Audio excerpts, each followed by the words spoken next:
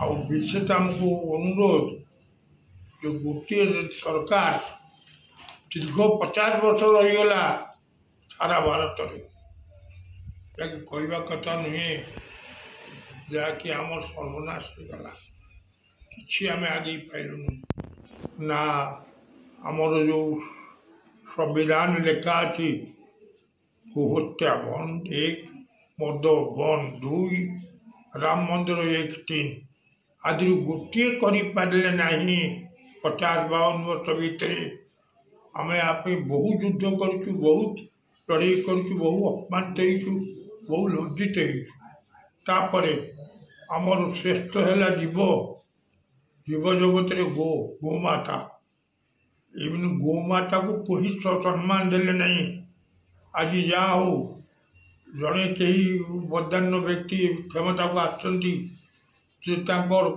कारुकार्य देखुं भगवान दीर्घायु करंतु, जहाँकि से जो कार्य कर चली आगु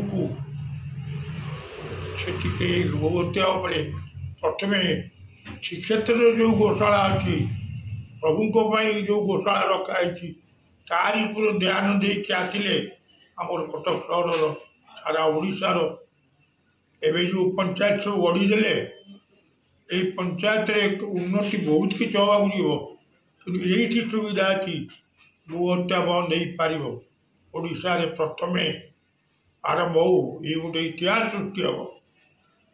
ये मोर व्यक्तिगत मत और मोर कोटि कोटि प्रणाम आपण मानू। नवीन बाबू को कोटि कोटि प्रमाण।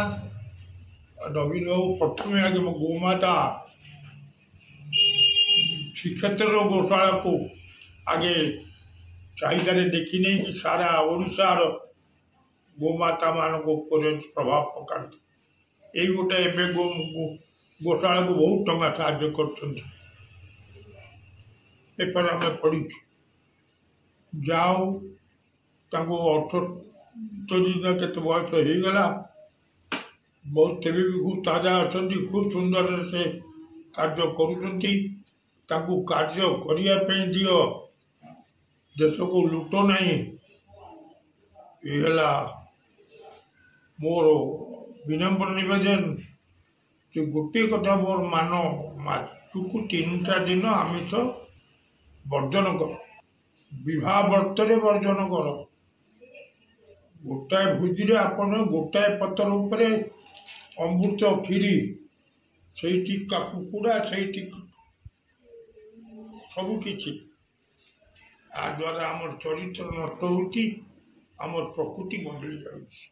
कटकर ब्लॉक जाओ आज मोर सौभाग्य जे मुझे ये सुजोग पाई। बहुत दिन है खोजुली कहीं नतले तो अचानक भाव मोर कि जोग है जे मु कटक ब्लॉक ऑफिसर को सहित आज देखा मोर जिते गुड़िक मोर मतामत मुझे व्यक्त कली। यहाँ को समस्ते कार्यकारी करंतु ये समाज सनातन धर्मर रक्षा हो, ये मोर लक्ष्य। एति मोर कोटि कोटि प्रणाम।